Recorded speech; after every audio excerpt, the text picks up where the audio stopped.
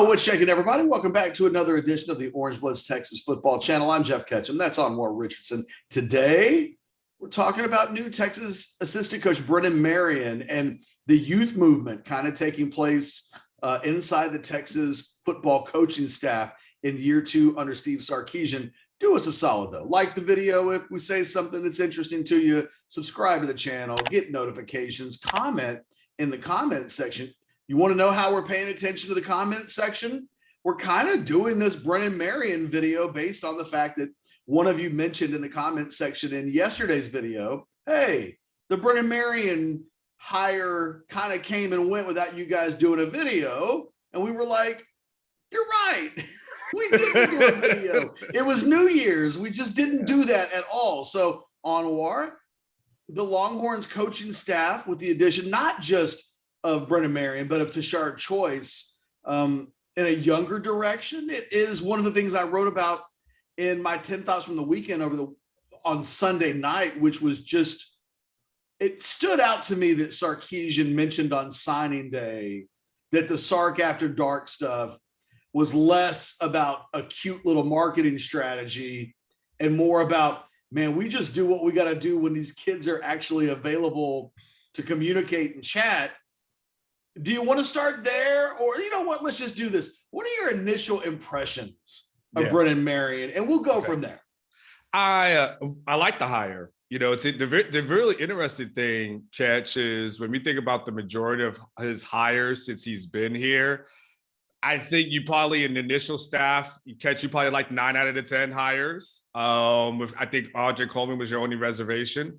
And then I think you've liked the last 2 hires, you know, that he's had. So, you know, out of 11 guys that, you know, he's hired, or 12 guys rather that he's hired, you probably liked 11 out of 12.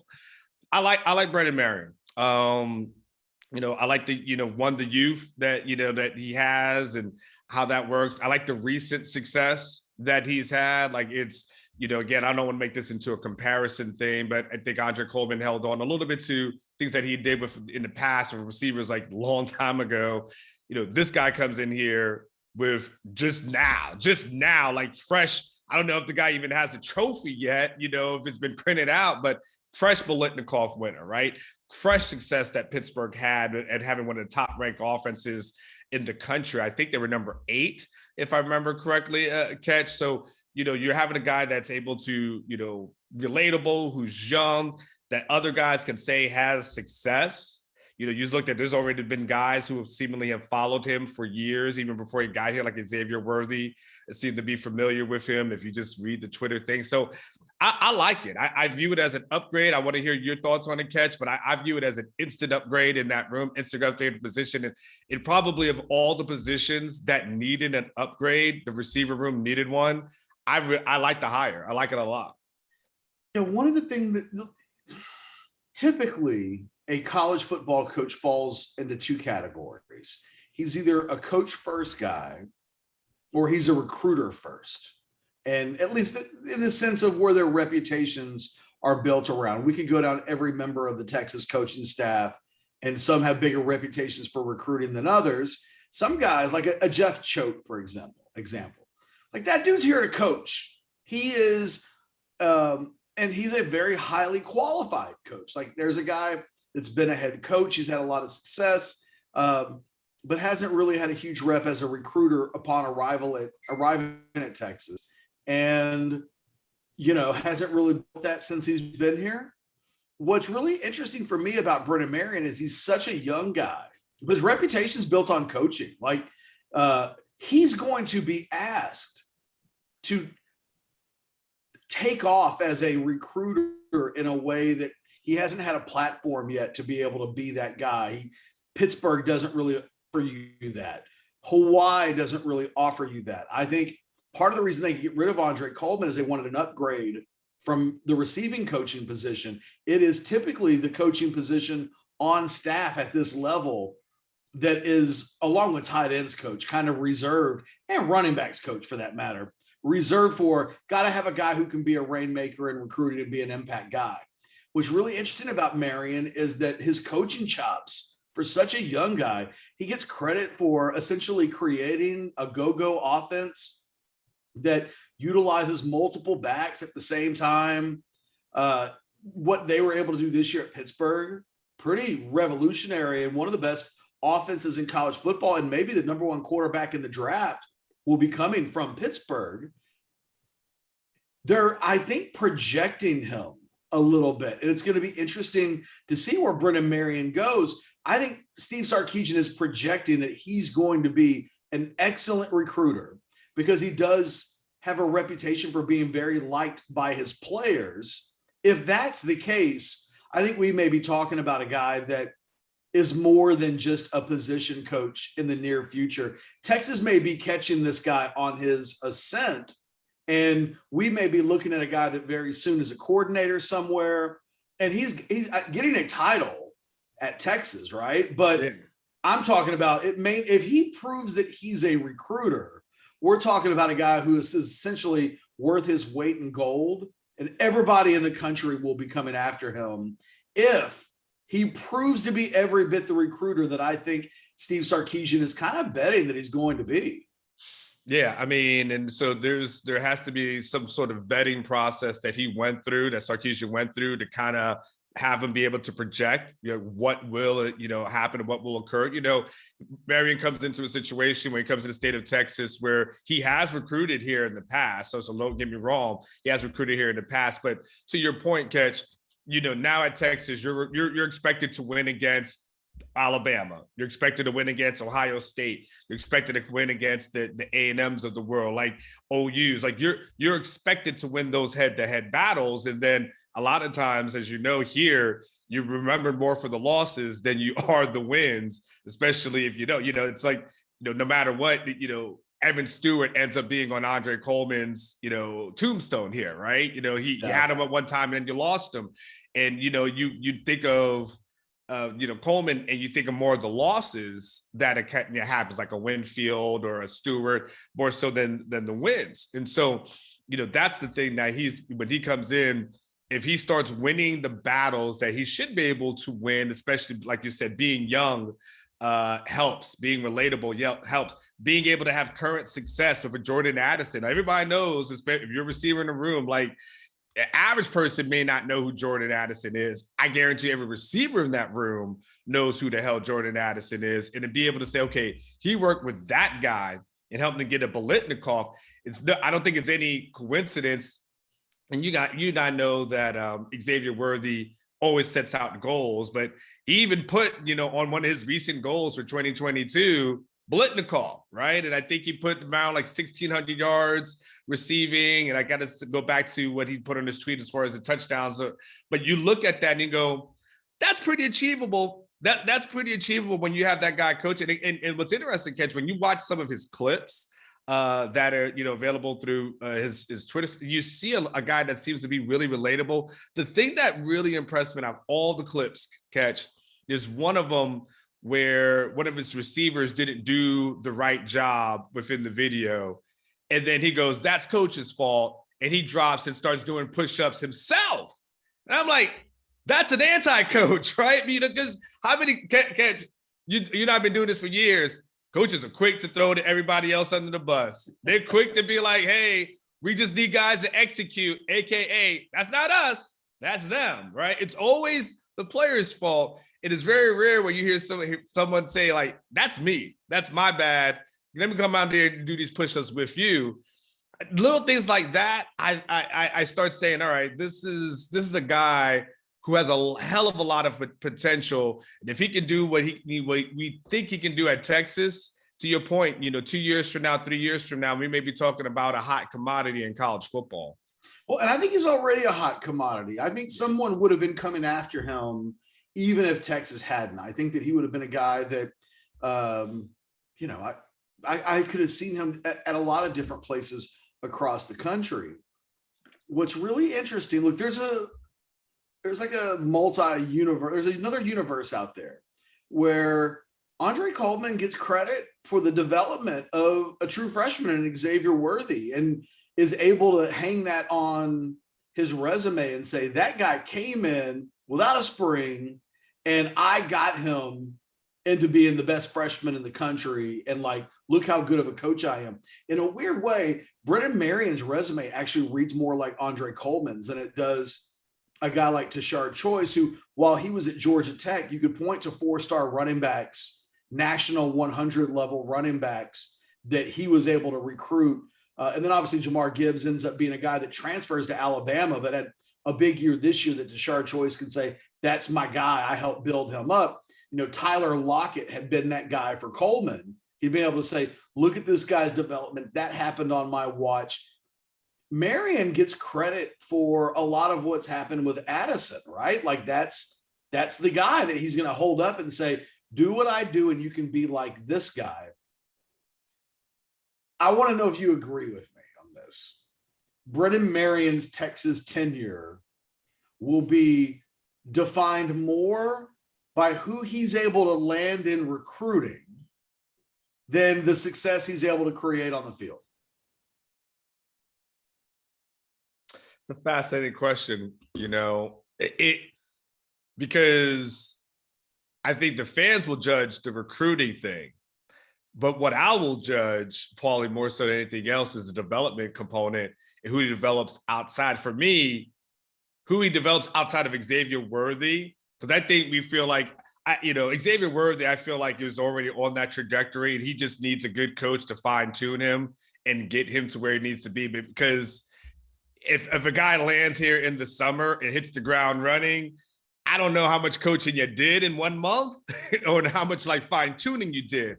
But the other portion of it for me, Ketch, is Jordan Whittington, right? You know, what can he do with Jordan Whittington in order to have, Jordan has to stay healthy, and that's obviously the biggest thing with Jordan. But Jordan Whittington, Troy Omeire, right? Kelvontay Dixon, who's going to be the guys that he develops opposite of Xavier? Like, I expect Xavier to ball. Like, I think we can check that box, and you and I can confidently say Xavier Worthy is going to put up his. But who else can do it? You know, when teams are focusing on Xavier, who are the guys that'll take some pressure off of him? For me, I know some people will judge it on Evan Stewart. Can he bring in Evan Stewart? But for me, I'm more like, hey, the guys that are here, can he make the other guys into something that's bona fide? Like, if he does that, that to me should be the legacy. I'm not quite sure everyone else would agree to that. See, I think there's a key word there, should. Yes. In theory, it shouldn't, if he can develop badasses, regardless of where they're ranked, then you don't worry so much about your receiver rankings anymore. It's like, oh, well, we've got the guy that turns in water into wine, right? Mm-hmm.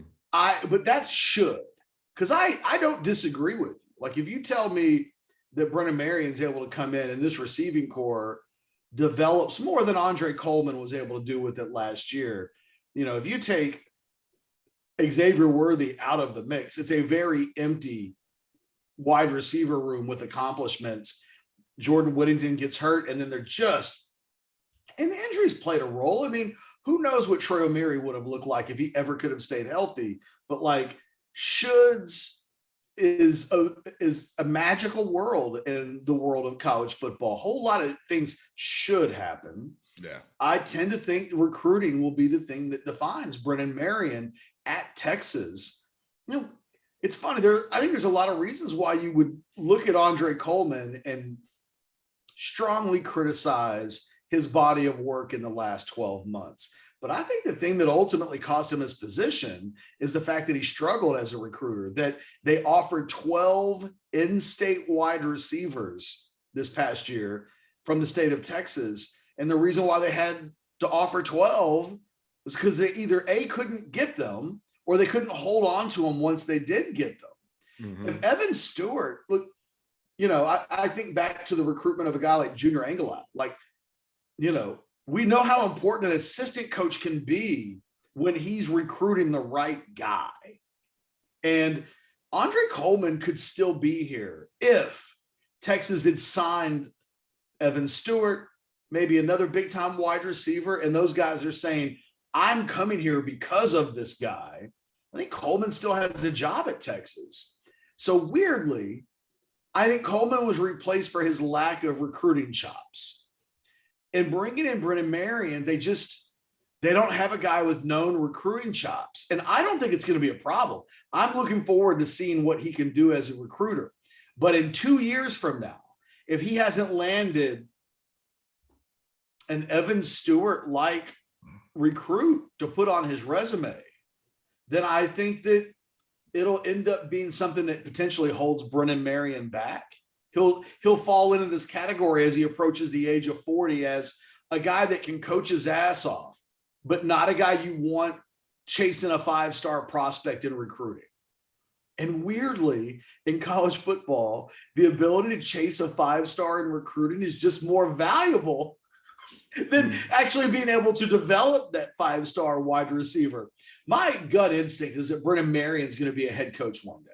And I think Brennan Marion, this will prove to be a stepping stone job for Texas. And that's a good thing. You want to keep hiring coaches that are so good that they keep being elevated, because you're going to win a lot of games if your assistant coaches are greatly desired. But Marion is a little bit of an unknown, and it will be fascinating 12 months from now to see what our conversation looks like. Maybe we do a 1-year review on Brennan Marion. If he hits a home run in recruiting, if he can go out and get a Jonte Cook, who might be and probably is the number 1 wide receiver recruit on the board for Texas this year, suddenly a guy who's viewed as a star in the making for what he's able to do with his coaching chops is able to add bad mamma jamma to the recruiting side of things.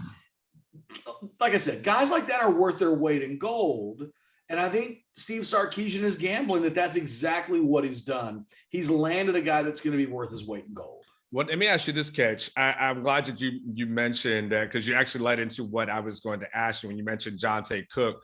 Who are some of the other guys that you would say the must-haves, from the receiving for 2023? Is it, does Jaden Greathouse fall in line with that? Or, trying to think of some other guys off the top of my head. 2023 is loaded with wide receivers. It is, in a lot of ways, a little bit like the offensive line class from 2022 in the state of Texas. You've got, you mentioned Jonte Cook. I mean, he is the kid from DeSoto, 6 foot, 170 pounds. He will remind a lot of people, I think, of Xavier. I thought when I watched Addison in the bowl game that he kind of reminded me of Xavier Worthy a little bit. And I was like, my God, imagine if you could have 2 of those guys on the same field together. Body-wise, they're narrower guys. They're not guys that, that when you see them in pads, think they're the first guys off the bus. Like you might have with a Brennan Eagles. The first time you saw Brennan Eagles, you'd go, my God, look at him. But that doesn't always equate necessarily to game changers. These guys kind of have that build. Jalen Hell is a guy that I think a lot of people, before Jonte Cook, Jalen Hell, the wide receiver out of Longview, and some people still think he is the top wide receiver prospect in the state. He's a number 43 nationally right now in the Rivals.com rankings. Those are 2 guys that stand out, depending on what you want to do with Dalton Brooks. But you mentioned Jaden Greathouse. I mean, if you watch that guy in the state championship game and you start to watch his offer list grow, he's an interesting dude. He's just bigger than all these other guys. At first, the thought was that Greathouse might be an H-back, but I think now, to me, he does look like a guy that's going to play wide receiver. So add him to the list. Jaquez Petaway is a kid from the Houston area. In my first set of rankings, that's 4 of the top dozen guys in the state right there, all wide receivers. So you could go out of state this year in recruiting, but the guys are there. The guys are there. And if Brennan Marion's able to come in here and they walk away with a Greathouse Cook combo, something like that, I'm telling you, you're going to start to see Marion's name listed as an elite level recruiter at that point. And he's already got the reputation. I mean, you tell me, how many assistant coaches has Texas had since you've been here that when they arrived, they were given credit for designing and creating their own offensive scheme? Ooh, own offensive scheme. I can't think of one. Yes. No, I can't Just think of Brennan Marion, like he's getting credit for this go-go attack out of Pittsburgh that is unique in the way that they use two running backs. That's amazing to me for a guy in his mid-30s. Yes. Yeah. A position coach at that. Just, hey, I got some ideas, coach. Listen to what I've got cooking. And for coaches to come away without ego to say, yeah, man, let's take some of that position coach stuff and add it to what our coordinator has. It's really unique. So I have a ton of respect for what Brennan Marion has been able to do as a coach. I don't even know that I'm judging the go-go offense as like the greatest thing since sliced bread, that it exists in his bio and that Texas is promoting it and that, you know, nobody has said, no, he didn't do that first. That was so-and-so that did that first. And he's just a byproduct. He just took some ideas. I have a lot of respect for that. Like, I think that's a big deal in college football. Now you're at Texas. Now you're the wide receivers coach at Texas. The expectation is always going to be, you got to go out and get the difference makers. Because at the end of the day, what is Xavier Worthy? He's exactly the type of wide receiver as a prospect that we're talking about Texas needing to get in the future. A national top 50 guy who didn't get to play his senior year. There's a good chance Xavier Worthy was a 5-star waiting to happen, and that the California COVID issues with regards to how they treated high school sports that year kept him from getting that 5th star. But we know he's a 5-star player. We know, oh, that's what it looks like when that guy shows on campus. There's a few of those guys. And Brennan Marion's got 2 years of Xavier Worthy, but hell, he may not even be at Texas in 2 years if he's as good as I think he might potentially be. Because, again, I think he's going to be a guy getting a lot of job offers. And Steve Sarkisian will have to, you know, paint a picture where his profile can still ascend with Sarkisian running the offense. I think that may be eventually the conversation that Brennan Marion has to have with Sarkisian is, yo, this other school is offering me more money and power. And there's only so much power any offensive coach is ever going to have at Texas while Steve Sarkisian is there. And that is the way that it should be. Exactly. That's what you have, Steve Sarkisian. Correct. So, you know, I think you hold on to Brennan Marion's star while you can for a couple of years, hope that he recruits lights out, and know that you're probably going to have to hire another receiver coach around 2024, 2025. But quite frankly, if it's because he's kicking butt, you want all your assistant coaches to be doing that. Having to replace assistant coaches isn't a terrible thing when they're all good and keep getting better jobs. Correct. You know, one of my last thoughts on that, Ketchum, is when I was in, you know, covering the NFL for years, and I've used this in print, you know, many times, or this would be maybe something new for the YouTube audience. Tony Dungy once said that the sign of a healthy coaching staff is when your coordinators are being talked about and promoted to being head coaches, and your assistant coaches are being talked about and promoted to become coordinators. And so when you have that going, then that's a healthy staff. Like Nick Saban, no one gets mad at Nick Saban when every 2 years one of his guys gets promoted.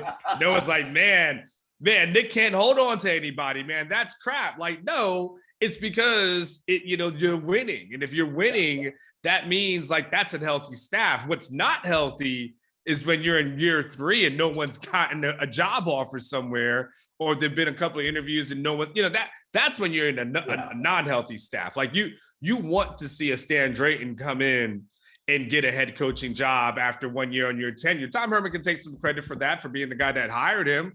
But Steve Sarkisian can say, under me, Stan Drayton got a job, head coaching job at Temple, right? It's probably the thing that helps him close the deal with its Shard choice and a Brennan Marion is to say, look, literally, this just happened. Our guy went from position coach to head coaching job, and that can happen for you at a place like Texas. Absolutely. And I think Jeff Banks was probably on that route too. I think with, what was it, Washington State and stuff before all this, unfortunate craziness that happened in his life. And then that kind of probably derailed it a little bit. But Jeff Banks, is probably a guy that next year comes back around, and he's a guy that you're going to be talking about there. Marion is another one of those guys who probably Texas has that kind of starts having potential. some success. Yeah. And those guys will get bumps. That's just the way that it goes. Look, do us a solid. If you like the Brennan Marion conversation, give us a thumbs up, like that video for us, subscribe to the channel, do all those things. Also, hey, leave a comment in the comment section. We might just do a video based on your suggestion. It literally happened today. For myself and Anwar Richardson, thanks for watching. We'll do it again soon. Thanks for watching the Orange Bloods Texas Football Channel.